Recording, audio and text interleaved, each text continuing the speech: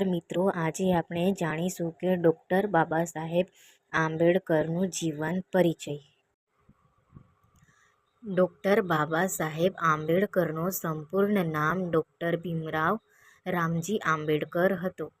તેમનો જન્મ 14 એપ્રિલ 1891ના રોજ મધ્યપ્રદેશના મહુ, હાલનું ડૉક્ટર આંબેડકર નગર ખાતે થયો હતો. તેમના પિતાનું નામ રામજી માલોજી સકપાલ અને માતાનું નામ ભીમાબાઈ હતું. તેઓ મહાર સમાજમાં જન્મેલા, જે તે સમયે સમાજમાં ખૂબ જ નીચા માનવામાં આવતો હતો.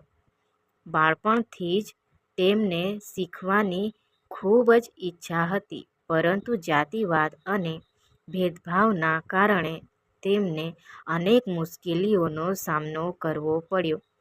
તેમણે પ્રાથમિક શિક્ષણ સત્યરામાં અને માધ્યમિક શિક્ષણ બોમ્બે, મુંબઈમાં પૂર્ણ કર્યું.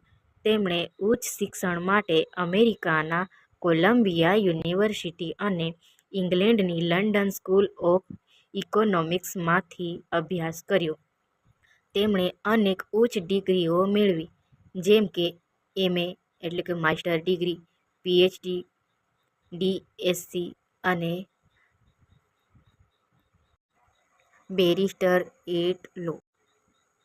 તેઓ ભારતના મહાન સુધારક, કાયદાશાસ્ત્રી, અર્થશાસ્ત્રી, રાજકારણી અને લેખક હતા.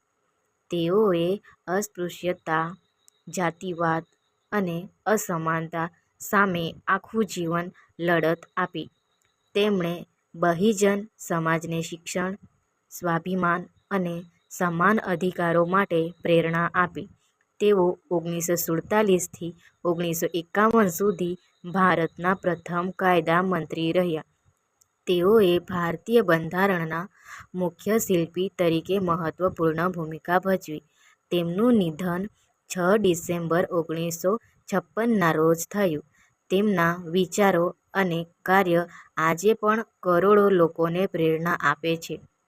આ ડૉક્ટર બાબા સાહેબ આંબેડકરનો જીવન પરિચય છે. આભાર. ધન્યવાદ. જો તમને આ માહિતી ગમી હોય